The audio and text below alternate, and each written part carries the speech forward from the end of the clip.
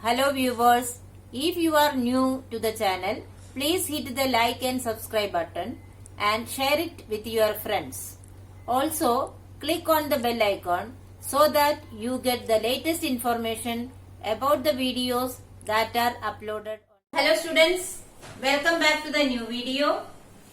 In this video, we are going to continue the ongoing chapter number 5, acids, bases and salts. In today's session, we will study neutralization, salt as a product of neutralization, its types, properties and uses. So, first of all, let us understand what is neutralization. Students, in the previous sessions, you have learned that substances can be acidic or basic. So, can all substances be acidic or basic? Or can there be any substance which is neither acidic nor basic? Yes, there can be neutral substances also. So, what is a neutral substance? A neutral substance is a substance which is neither acidic nor basic. Now, neutralization is the process of getting such neutral substances. So, let us see what is neutralization reaction. It is a type of chemical reaction in which an acid and a base react with each other in order to neutralize their acidic and basic nature. So, what is neutralization? Neutralization is the process in which an acid and a base is reacting with each other. What is the purpose of that? To neutralize their acidic or basic property. So, such a process or such a reaction is known as neutralization. The product formed by the this neutralization reaction is known as salt. So, what is meant by salt? Salt is the product formed in the neutralization process. You know that acids and bases can be strong or weak. So, the salts formed by the neutralization of acid and salt base can also be either acidic, basic or completely neutral depending on the strength of the acid and base. Now, the process results in the generation of heat which raises the temperature of the reacting mixture. That means when the neutralization reaction takes place, heat is produced, heat is evolved. Because of that, the mixture or the solution reacting mixture will be increased. The temperature of the reacting mixture is raised. Such a reaction in which the heat is evolved or given out is known as exothermic reaction. So, what is exothermic reaction? A reaction in which heat is evolved or given out is known as exothermic reaction.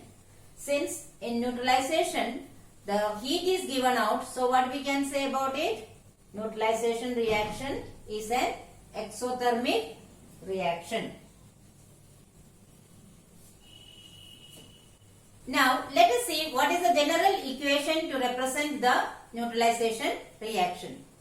It is acid plus base gives salt plus water plus heat. What does it shows? When an acid reacts with a base, a salt is formed. Along with that, water is also formed and heat is given out. Now, let us take one example. Hydrochloric acid plus sodium hydroxide gives sodium chloride plus water plus heat. What do? Take hydrochloric acid solution. You know that hydrochloric acid is a very strong acid. Similarly, sodium hydroxide is also very strong base.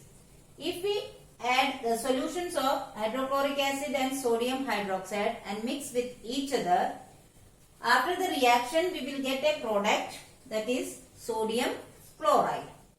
Along with that we get water and heat is also produced.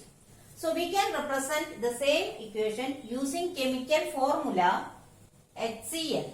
It is the chemical formula for hydrochloric acid. Sodium hydroxide's chemical formula is NaOH, gives NaCl plus H2O plus heat. Students, you may not be familiar with this chemical formula for any compounds. You are going to study that in the next lesson. So that time it will be clear for you. So here HCl and NaOH, that is both are strong acid and base. So we get sodium chloride. Sodium chloride is our common salt. That is the salt that we use in our cooking. Sodium chloride is the common name for common salt. You know that common salt or the salt that we use for cooking, it is also called as table salt, is neither acidic nor basic. It is a neutral salt. So here one thing I want to make clear that common salt is not the only salt that is available. In fact, common salt is the most abundant salt found in the nature. You know that common salt is available or it is dissolved in the seawater. From that we are extracting that common salt. That is not the only salt. There are thousands of other salts which are also available in the nature. Okay. So this is one of the best example of neutralization reaction. So students, what is meant by salts in chemistry? In chemistry, salt refers to the product formed as a result of neutralization reaction between an acid and a base. Previously I told you the salts can be acidic, basic or neutral depending on the strength of the acid and base. So it can be acidic, basic or neutral. So first of all let us see the acidic salt. The salt formed by the neutralization of a strong acid by a weak base is called an acidic salt. So to form an acidic salt, the acid must be strong and base must be weak. One example is HCl, that is hydrochloric acid, which is a very strong acid. When it reacts with NH4OH, NH4OH is ammonium hydroxide, we get ammonium chloride plus water. Here hydrochloric acid is a strong acid, ammonium hydroxide is a weak base. So when these two react with each other, we get ammonium chloride, which is an acidic salt. So ammonium chloride is one of the example of acidic salt. It is formed by the reaction between hydrochloric acid and ammonium hydroxide. So what is the general formula? Strong acid plus weak base gives acidic salt plus water. Now let's see what is basic salts. Basic salts are formed by the neutralization of a weak acid by a strong base. That means the base is strong and acid is weak. When the neutralization between these two takes place, the salt formed is basic in nature.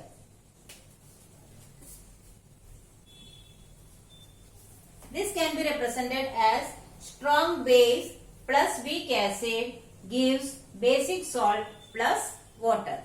Let us take one example. Here you know NaOH represents sodium hydroxide and H2CO3 represents carbonic acid. Carbonic acid is a very weak acid. When these two react with each other, we get sodium carbonate. Na2CO3 represents sodium carbonate, which is a basic salt along with the water. So basic salt, one of the example is sodium carbonate. The third type of salt is neutral salt. Let us see how neutral salt is formed. The salts formed by the neutralization of a strong acid by a strong base is called a neutral salt. That means strong acid plus strong base gives neutral salt plus water.